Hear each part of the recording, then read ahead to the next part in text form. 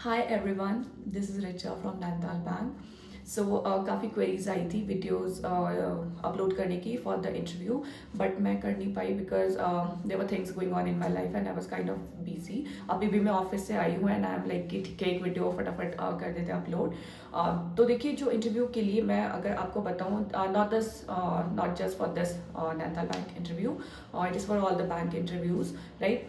तो जो सबसे पहली चीज़ है वो है कॉन्फिडेंस, राइट। आप के अंदर कॉन्फिडेंस होना चाहिए, ठीक है। और वो कॉन्फिडेंस फेक मत करिएगा। जो चीज़ें आती हैं आप उन्हें बताइए, जो चीज़ नहीं आती just tell them sorry sir, I don't know this answer और I will try to get to know about this letter, right. तो इसमें झूठ नहीं बोलना है या फिर कुछ तुक्के नहीं मारने हैं, राइट। गेसिंग गेम कुछ नहीं खेलना है वहाँ पे। जो आता है आप सीधे बता दीजिएगा, जो नहीं आता नहीं बताइएगा, इट्स फाइन। सबको सब चीज़ें नहीं पता होती, राइट। तो कॉन्फिडेंट रहिएगा।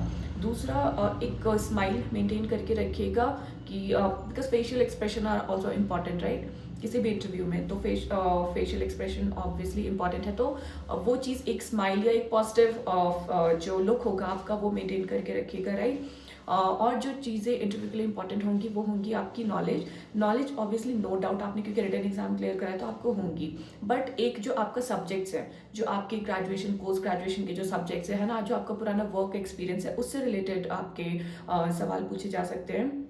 उसकी आप ढंग से प्रिपरेशन कर लीजिएगा, राइट। और जो चीज़ें होती है कि जो अवेयरनेस, राइट, जो आपका वर्ल्ड में क्या चल रहा है, कि आप कितने अपडेटेड हैं, कितने अवेयर हैं, ठीक है। तो वो चीज़ें भी आप देखिएगा। एटलीस्ट जो लास्ट का आपका 1 वीक होगा, ठीक है, उसके आप करंट अफेयर्स या वर्ल्ड में क्या चल रहा है, मेजर जो क्या चेंजेस हो रहे हैं आजकल, जैसे स्पोर्ट्स में चल रहा है, तो आप उसका ज़रूर पढ़ लीजिएगा।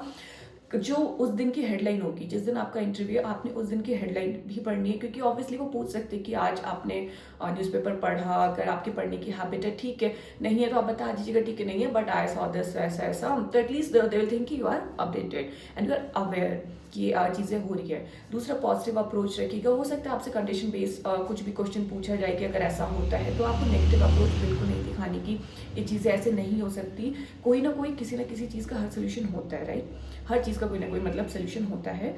तो उसी को उसी तरीके से दिखाना है, ये बताना है कि हाँ, मतलब और आपके दिमाग में भी आ जाएगा। अगर आप पॉजिटिव अप्रोच रखते होंगे, पॉजिटिव सोचते होंगे, तो नो डाउट आपके दिमाग में भी उसका सोल्यूशन आएगा, चाहे कैसा भी सोल्यूशन हो, राइट। तो बट तो वही, नेगेटिव अप्रोच नहीं रखनी है, स्माइल मेंटेन करके रखनी है।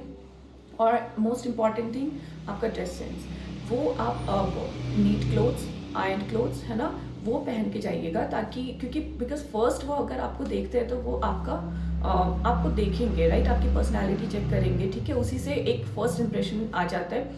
नो डाउट आपके इंटरव्यू से भी काफ़ी फ़र्क पड़ता है, बट जो फर्स्ट इंप्रेशन की बात होती है, ठीक है, आई डोंट बिलीव कि first impression is the last impression, क्योंकि बहुत बार ये होता है कि हमारा फर्स्ट इंप्रेशन किसी के लिए कुछ और होता है, but then it gets changed, right.